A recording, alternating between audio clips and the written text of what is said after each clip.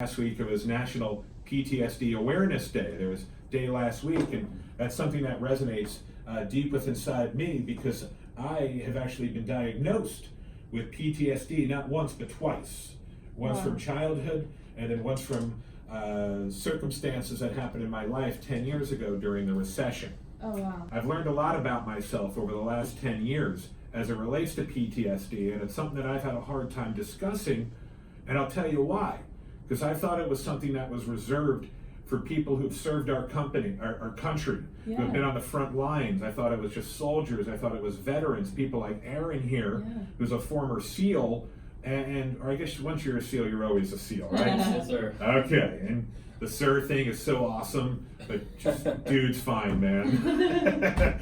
So I'll start with you. Thank you for your service, Aaron. Appreciate that. But when it comes to subjects like PTSD, I felt like you really earned your PTSD, where I got it through just life circumstances that everybody deals with. But apparently, let's start with you, Carol, and if you could tell us about the Joy Wellness Center and your experiences with PTSD. Sure. So we started our clinic after a couple years of working with ultrasound guided procedures, and one of them happened to be best known as the stellate ganglion block. We had been doing the stellate ganglion block initially alongside Dr. Sean Mulvaney, who was working with the SEALs on the East Coast, and he was mainly treating PTSD with all his veterans and active duty SEAL forces. So before or after they would go on deployment. Now, I saw the report on 60 Minutes. Right. That's how I got in touch with your organization, because as a dude who suffers from and has since childhood PTSD, I was like, I'm willing to try anything to help me with what I call a daily battle. Now, is that something you can relate to, Aaron? That's why I laughed. I've totally been there. All right, so I can't wait to talk to you more. But first, let's talk to Aaron here. Sure. And Aaron, let's talk about your service first and your trajectory and how you got to where you are today. You want the long version? Or okay. I'm cool with the long version, man. Awesome. I'm going to be a little bit vulnerable here then. Not a whole lot of people know this story. Being from Keller, Texas, where I'm from, Dallas-Fort Worth, for those of you that don't really know where Keller is, it's a little small country town. I always dreamed of being a SEAL since I was about 7, 8, 9 years old. Dreamed about what? Dreamed about being a SEAL. A SEAL? Yes, sir. So I don't know what it was. I don't even really remember a time that I didn't want to be that. I mean, my mom and dad both told me that it was whenever I was a small child. That's all I've ever wanted to do. It's amazing. Growing up, so I think it probably stemmed from playing rugby. My dad, he had a buddy that was actually a SEAL. He was I want to say team 5 or 3, team 7. Actually, he was a 7. He was an older guy. And I met him at probably 10, 12 years old and thought it was awesome, but at the time, I was like 12 years old playing with my dad's rugby team, didn't really know what it was, Sure. And as time progressed, growing up, I started researching more, doing more, and reading more books and figuring out exactly what it was, and that is what I wanted to do.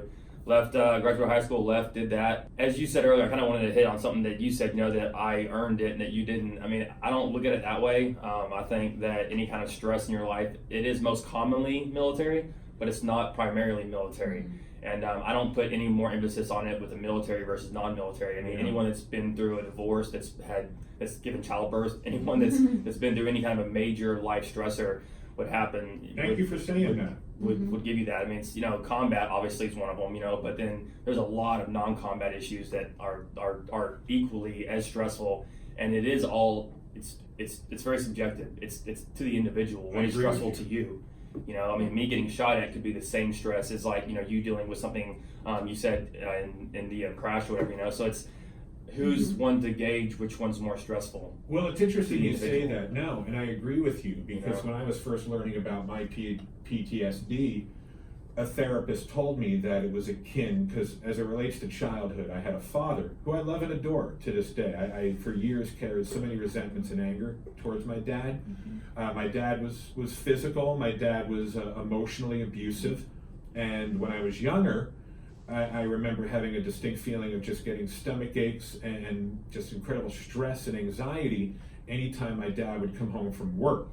And I had a therapist describe it as it was like you were in a bunker and you were there was an attack coming, but you didn't know when that attack was going to come, and you didn't know who was going to enter the door. If it was going to be a guy who was going to take you to Toys R Us, or a guy who was going to shoot you with throw a grenade at you.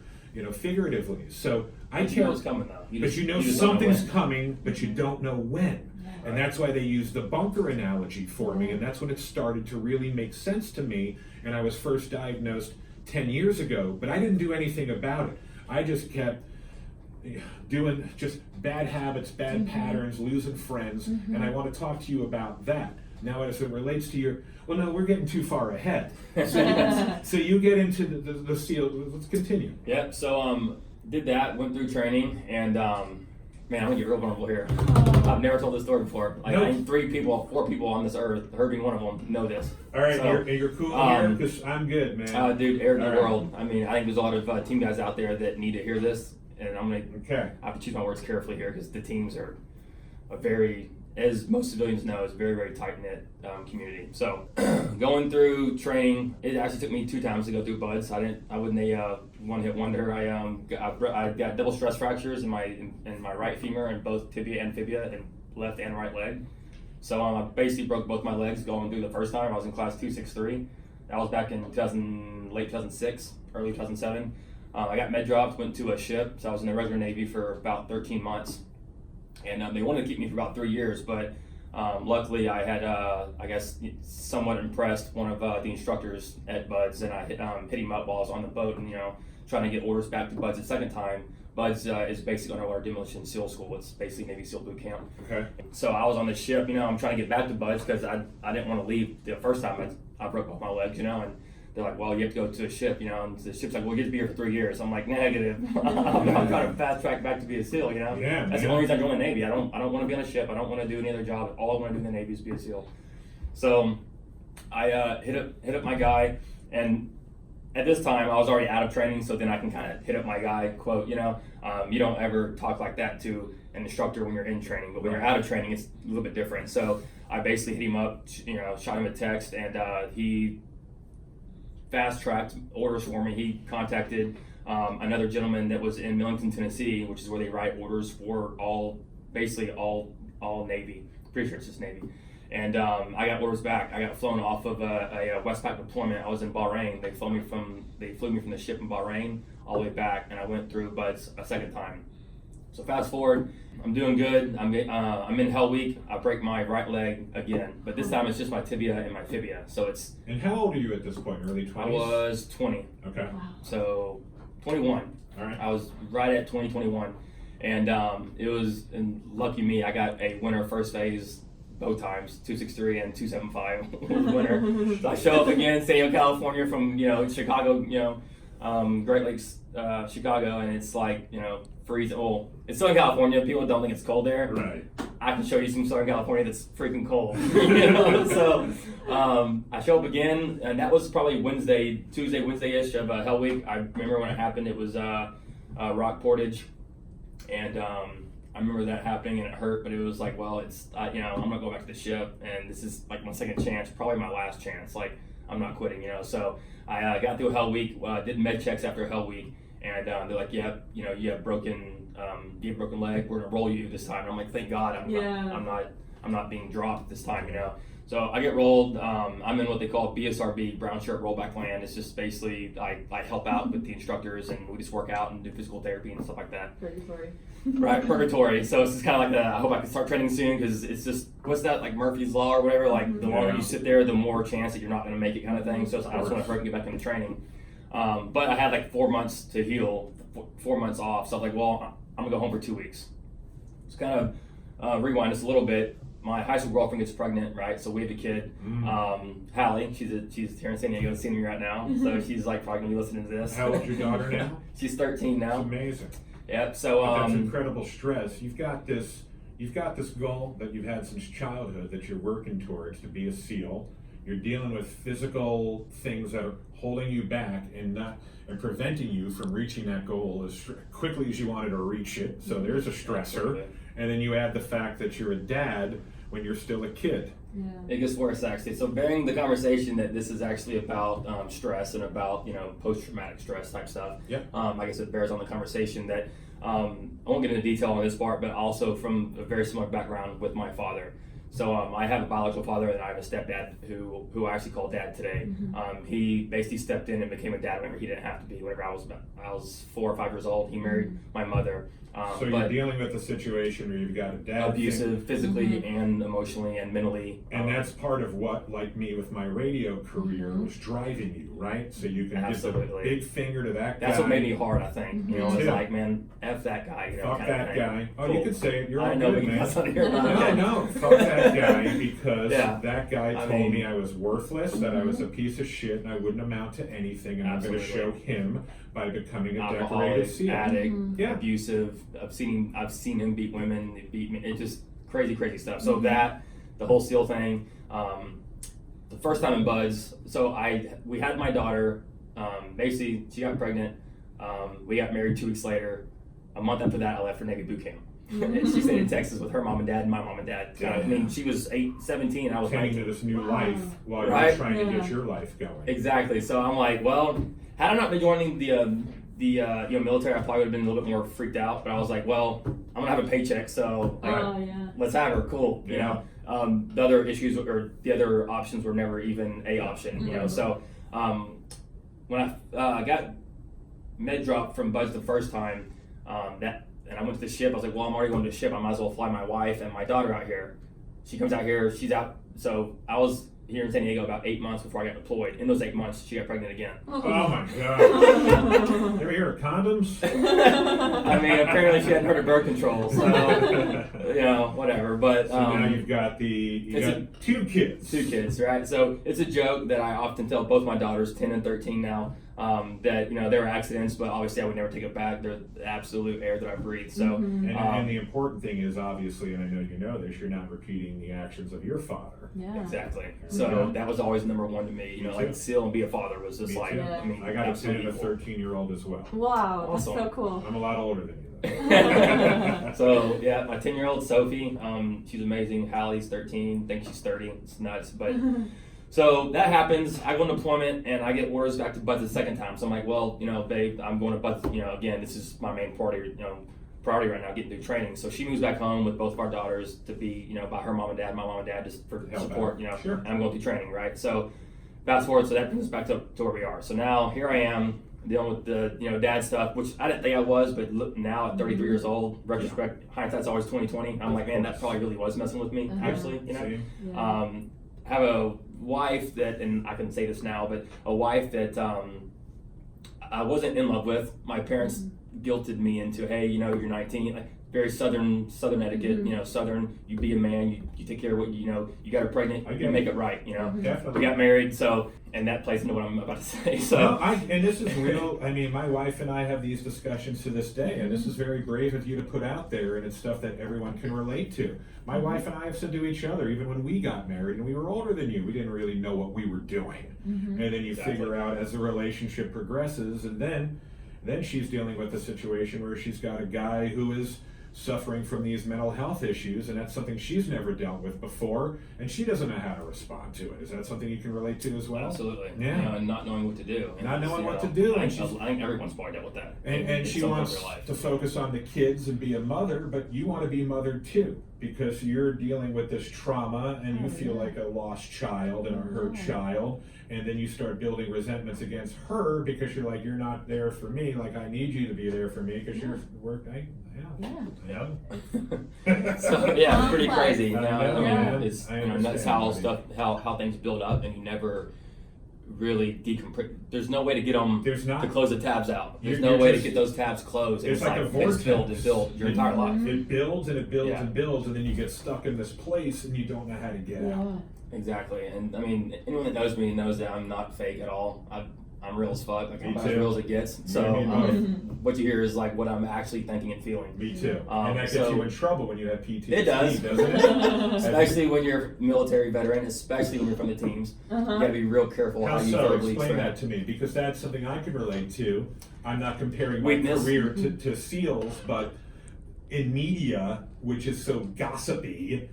Your teams are so gossipy. You've got to so watch clicky. what you say. It's very clicky. You say the wrong thing, and you can get like myself, And- thrown out to the trash, dude. I was literally thrown out Oh. because of what I was saying. I went out, Wow. I was being interviewed. I had just lost my job in radio, and I was being interviewed by a local paper here, Union Tribune, and I was in the midst of my PTSD Yeah. and responses and reactions, and I was interviewed, and I said, radio's the Antichrist. Mm. And look at you went, ugh.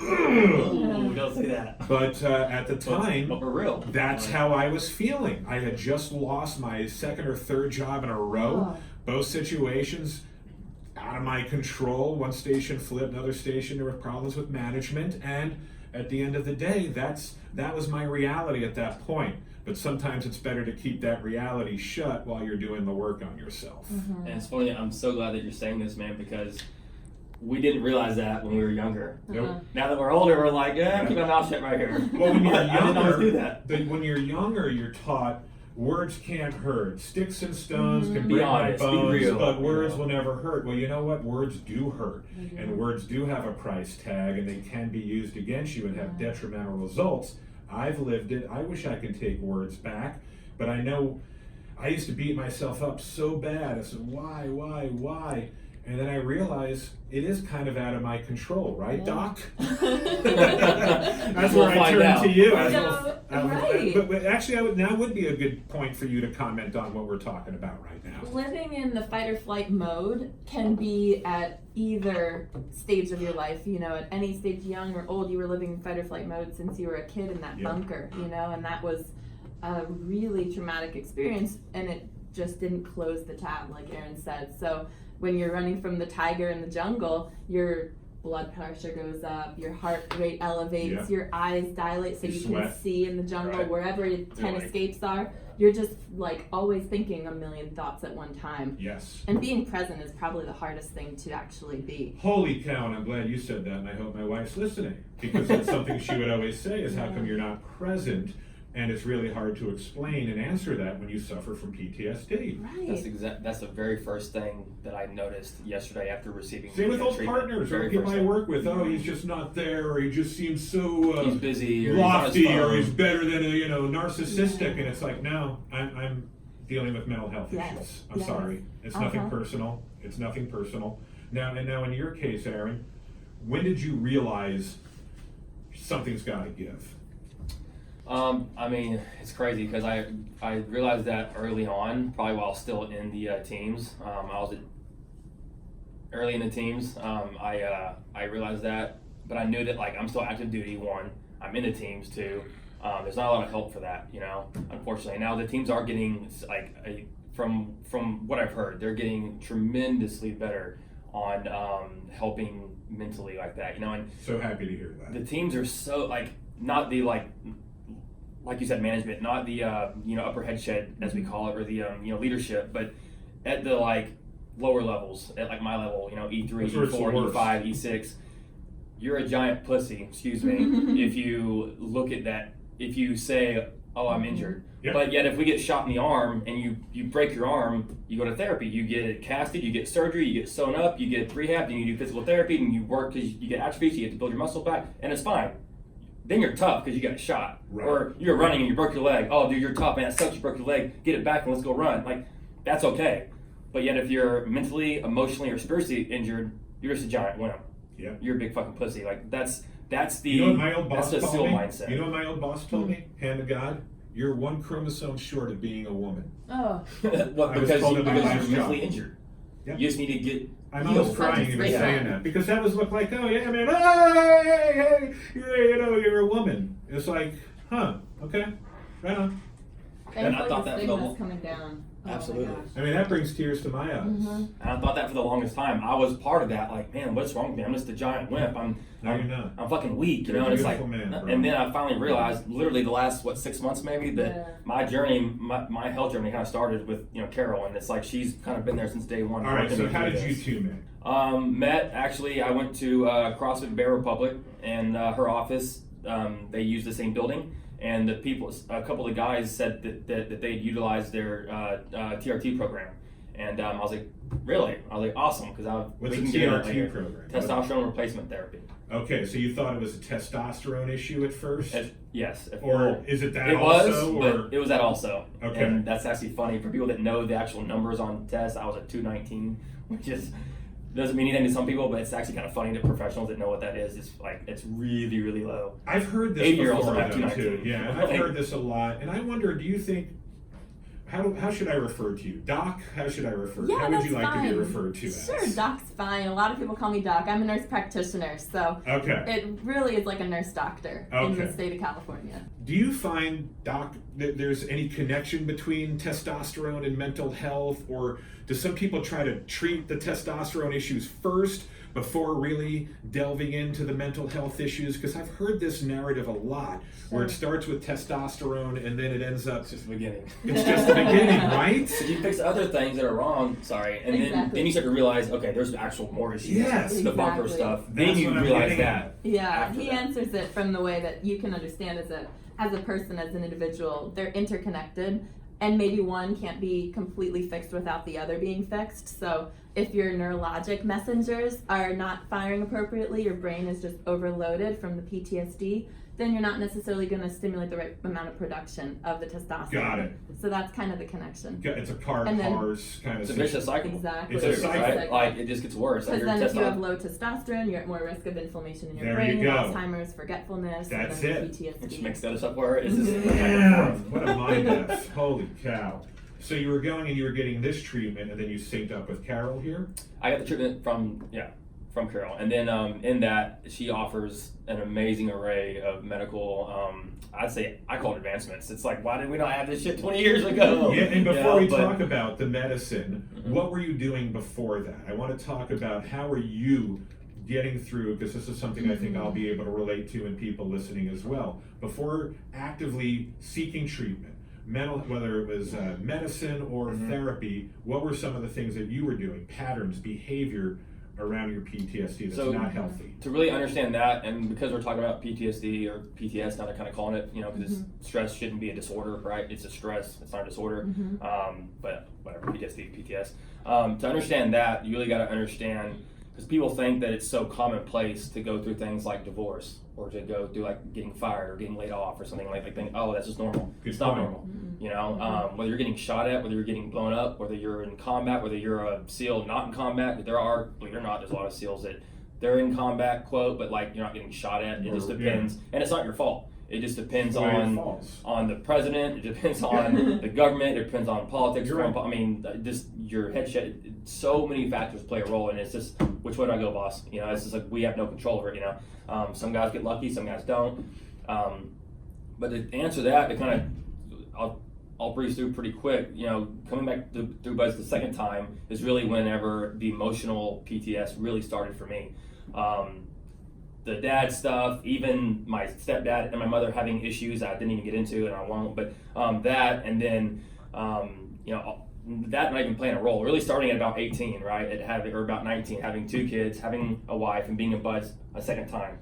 I get through Hell Week, break my leg, I get rolled, I take 2 weeks of leave. I go home, I catch my wife cheating on me. She not just cheating, not like got drunk and like slept with some guy one time. Like that's still bad, but it's like, okay, let's talk about this. Let's fix it for the kids. She had full blown affair for like 8 or 9 months. Was dating a guy while she was still in. So that right there, you know, at 33 now, looking back in hindsight, what I should have done was gone to my instructor staff. I'm like, look, guys, I don't want to quit. I don't want to leave. This is what I want to do. But I need a few months to talk to attorneys and figure this out and emotionally decompress. So interesting a you healthy say way. that, because I say that too in hindsight with my trauma. I wish I took some type of leave, just 6 months, just to get my head straight. You know, I totally, that would have been the right way to handle it, but I didn't, right? So at 20 years old, buddy. as a little white shirt, you know, Guns a-blazing. right. So in SEAL training, pre-Hell Week, before you pass through Hell Week, you wear a white shirt. So you're just a dirty little white shirt. Right. After you pass Hell Week, which most people know about Hell Week now because all the books and movies and stuff that I don't agree with that's out, but whatever. I get it. After that, you get a brown shirt. So that happens. I kept her cheating on me, and what I should have done was, you know, we just said, but what I did was I internalized it, and I locked it all in, and I was like, I just gotta get through training. I gotta graduate. I don't want to get dropped. I don't want to fail. I push forward. Dad. straight sympathetic to the max, sympathetic nervous system all the way, 100 miles an hour. And what it caused me to do was nothing. I can look back and I can confidently say I was never never had any safety issues, never any safety risk within training.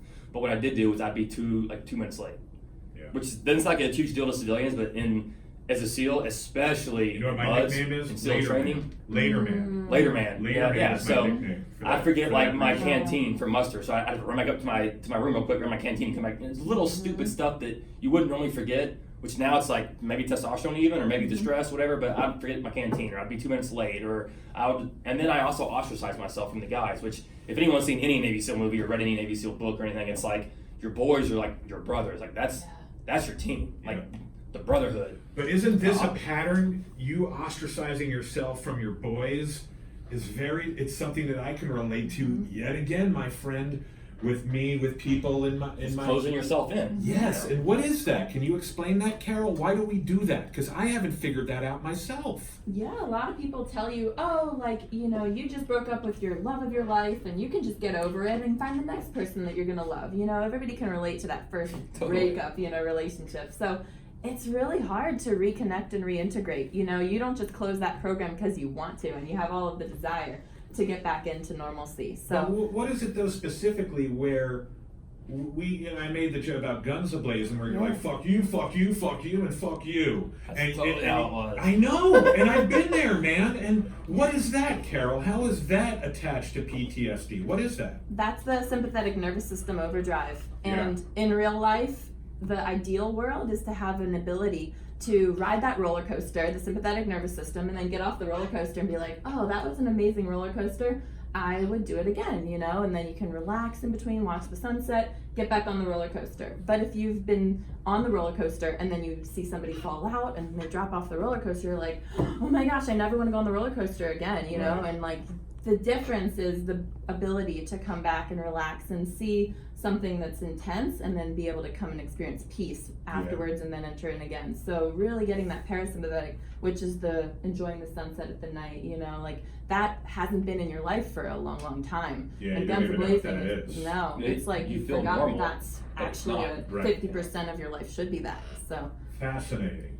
Now, as it relates to you, Aaron, did you, before we get to the actual medicine that you just experienced, were you self-medicating, alcohol, weed? Oh, absolutely. I know a lot of friends of mine who are vets who suffer from PTSD talk about how cannabis was pretty much the first thing they went to, and I'm not saying that because that's something I can relate to, but I'm curious in your sitch. Did you? Absolutely. On a side note, though, Carol, I thought of something this morning that I wanted to tell you, and actually Chris just reminded me of it. I always forget sympathetic, parasympathetic, which one's fight or flight, which one's chill. I always forget. And today I thought of a good analogy I wanted to tell you. I was so excited. I need to know. I told my wife, she's like, that's a good idea, right? So sympathetic is the fight or flight. That's like 100 miles an hour, like self-defense kind of thing. Okay. And then parasympathetic is the chill, rest, recovery mode. Well, a paramedic gives you recovery. They recover you, right? Parasympathetic, paramedic is a recovery, the chill, the rest, the healing. Parasympathetic. That's totally helpful. Sympathetic.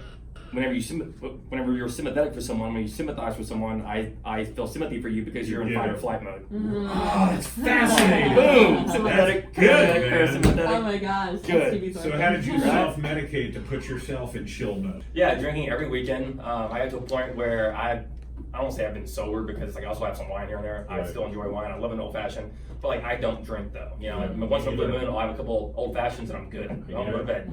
I haven't been drunk in over a year. Same. A year or two. So heavy drinking, which is also, Carol can tell you all the horrible. Drinking is so bad. The cannabis is not great, but it's not really bad. Yeah, drinking is horrible for you. And yeah, as it relates to cannabis too, I don't think cannabis at the end of the day is the end all be all for somebody with PTSD. It's like medicine, I think. It's just, and it has just that.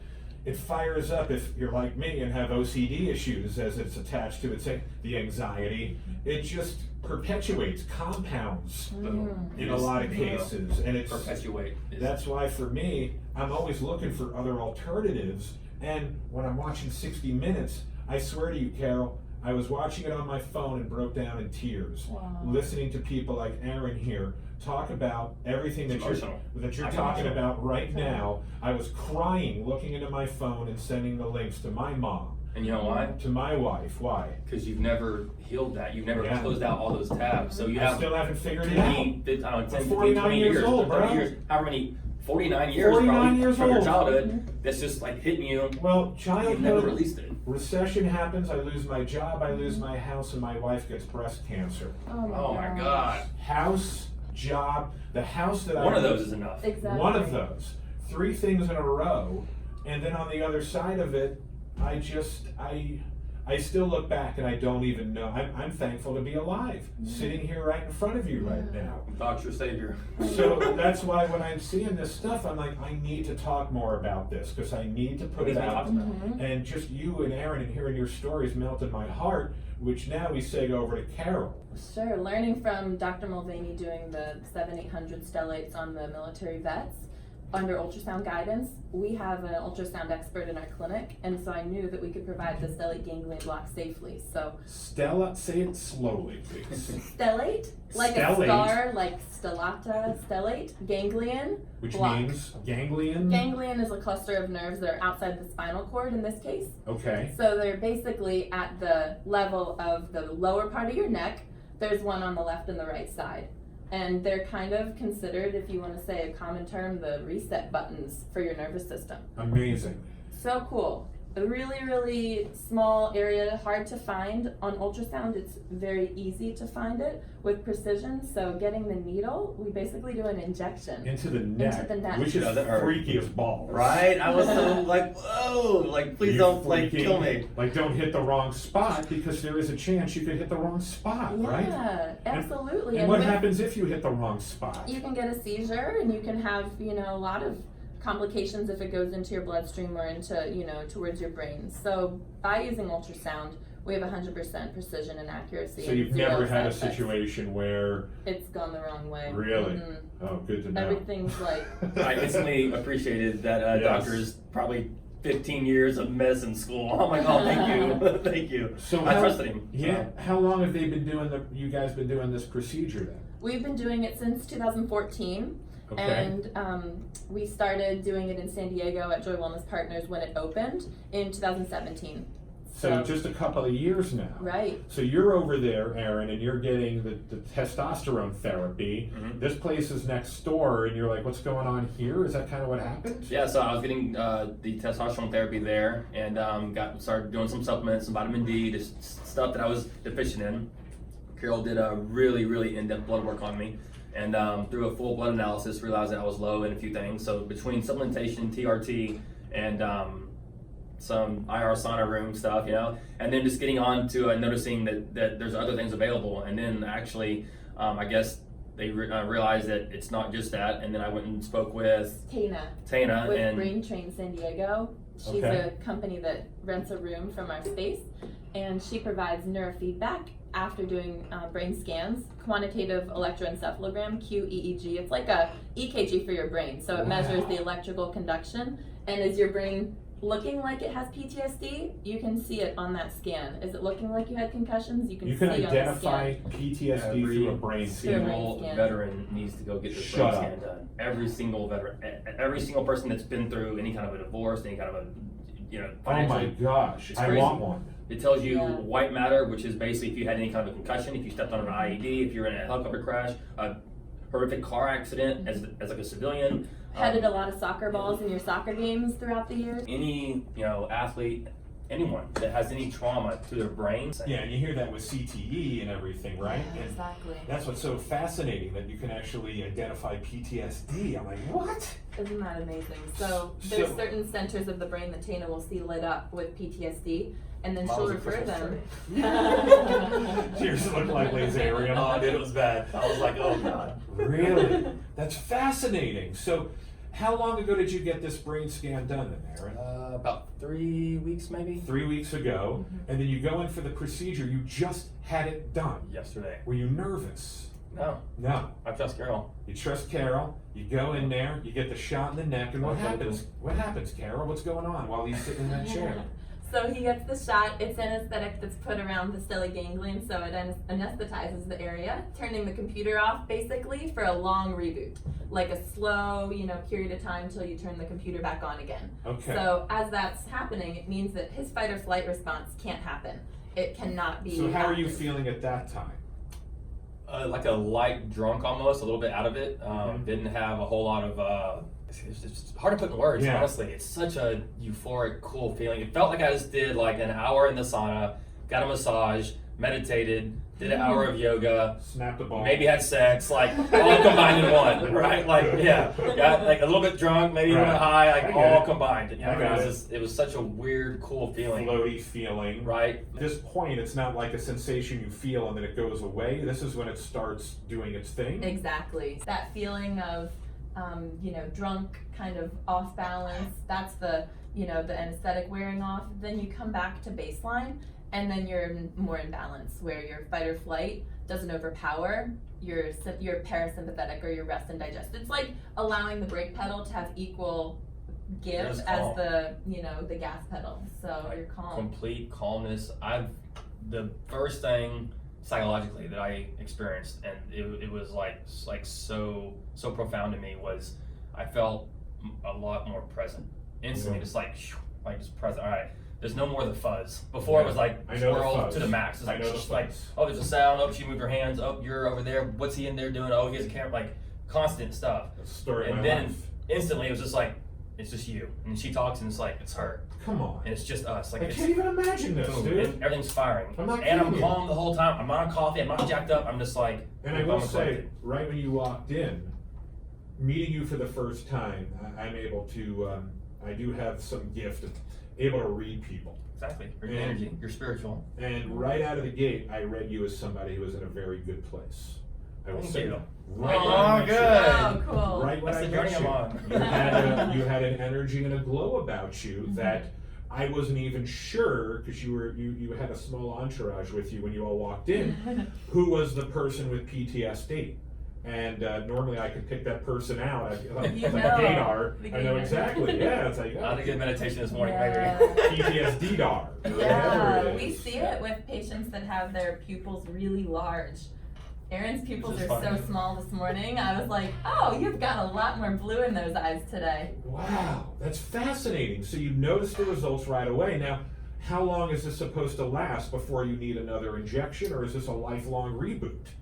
For a lot of people, it's a lifelong reboot. We usually recommend that they do a stellate block before they go to combat because their reflexes will be faster, their vertical jump will increase, their reaction time will be heightened, and they'll have less of that noise in their brain. And then we recommend that when they're done with their combat deployment that they get one again. See, I'm thinking this is only for people who have already done the deal. I Yeah. don't see this, I didn't even look at this as being integrated into current. That's right. That's, Employ- I look that at it was- like, you don't meditate one time and you're good for life. Yeah. You meditate every single day. Good You don't point. need a stellate block every single day. But Right. like, if you live any kind of a stressful life, you need to get it done. I mean, once, twice a year. I don't know. Like whenever you feel that that all the symptoms are starting to come back, then you need it. So if that means that you just went through a really nasty divorce, if you had a Right. car accident, if Gotcha. you just got fired, Those are if those you just got back from moments. deployment, if work's If you sense stressful, something's up, if yeah. you're like, hey man, like my memory's going bad, my concentration's bad, my focus, I'm all over the place. Maybe you need to go get tested and look into it, see if you even need one. You probably need one. Now let me ask you this though, as far as, is there any controversy out there? Talk to me about that. People who say, what are you doing sticking shots in your neck? Something could go wrong, or this is too, are there detractors out there, Carol? I think one of the controversial comments is that there shouldn't be a medical procedure that could fix a mental health issue, which is a kind of a misnomer because it actually really helps to clarify the brain, and you can see 70% change in the QEEG after the block. So that's pretty cool, science behind it. What about the dot like this? I'm just talking out my ass Sure. here, but the Psychiatry of America, Yeah. these boards and stuff, are they open to this stuff, or are they? Medicine is evil. Yeah, are they dismissing this as fools? Yeah, the majority are probably not open to it. Really? Yeah, I would say the majority are still thinking that therapy is what you need, and that a And lot of pharmaceuticals medications. and meds and pop the Right. pills. The traditional methods, what's wrong with what we've learned in medical school? Well, that was 30, 40 years ago perhaps, and maybe there are things that can be integrated. And we find we don't turn people away from those therapies, but after the block, those therapies work a lot better. So they not might necessarily not need the meds like they used to need Right. them. But is there any science behind? I understand that side of it better than anybody. Right. What about the science, as far as the science that you're doing something that could later down the line do this or that? Do you have people that are... Oh, I would say really it's just a temporary anesthetic to the nerve. So the science behind that is that, it wears off temporarily, after a Who period cares? of time. Yeah, right? but as you said, and for some people, it's not a temporary thing, it's a lifelong change. And Exactly. how many of these are you doing? So we've done over 1,500 with all of our, our locations. Probably Dr. Mulvaney has done about, 1,000 or so, maybe Okay. 1,500 by now too. Fascinating. And these are just continuing to grow with the 60 Minutes episode. I bet. Dakota Meyer, sharing his Me, testimonial. I'm coming in next Please, week. yeah. Are you married? Yeah, absolutely. Yeah. I'm gonna look into it, and it's funny because when I said it to my mom, she's like, "Are you sure this is safe?" I know. That's why I'm asking you these questions, and I'm sure you get them a million times a day, right? Right, yeah. I would say that with the visibility with the ultrasound, you can see with 10th of millimeter accuracy where you're going, and there's just 100% guarantee that we're going to do the safe method before we do any intervention. Did you clear this, Aaron, with your primary physician? Did you tell him or her that you were doing I'm my this? own primary Yeah. physician. You just- my health is not up to anyone else. No one cares about me as much as I care about me. Fair enough, So, man. I can't stress this enough. I don't know if we're getting toward closing or not, but I can't stress this enough to veterans and especially to SEALs. With the whole PTSD, PTSD thing, PTS thing, man, is like people are, especially SEALs, man, we're so negative against it and so thinking that you're weak if you have stress. It's not a disorder. It's just stress. And you think that stigma is just as strong today, even with all this awareness? I think it's just about starting. suicide and everything out Right. there. That's definitely helping. I think it's just starting to the mold's starting to shake. And it hasn't broken yet, but it's shaking. It's starting to get to a point, I think another 5 years from now, and it'll probably 4 or 5 years from now, and it'll be where SEALs are like, yeah, dude, like, I just got a helicopter crash, my brain's a little fucked up, I need to go to the doc. Exactly. Like, hey, when your leg's broke, you go to the doc, right? That's the best way that I look at it, because we as SEALs, like, we get fucked up all the time. We're always like, I got shot in the arm, my leg's broke, my neck's hurt from jujitsu this morning, like, we're always doing something, we jump, we dive, we fight, we shoot, we work out like crazy, like we're gym rats, like we're always some type of owie, bruised or something, Right. So why are we so okay with being physically injured, but when it comes to mental, psychological, spiritual, or emotionally injured, we're so turned off to that? Health in general isn't just physical health. It's physical, emotional, mental, spiritual. Amen. Absolutely. Yeah. And those all have to be on point for you to be a successful warrior, a successful husband, a successful father, a successful radio host. I mean, like whatever it is that you do, you have to be healthy in all realms, not just my body. Is your body's like 20% of it. Your mind is so much more than your body. And going through SEAL training and going through a divorce and, getting to my team where I had a bad reputation because I was a couple minutes late here and there, and, I would forget like a ladder, or I'd forget certain I am proud to say this, that in 10 years in the Navy, about 8 years spent on the East Coast, never one single safety violation, which that's a bet, like, if you put someone else's life in danger, that's real bad. And this is where we do it. I can't say anything you said just now any better, and it's hitting places we've already hit.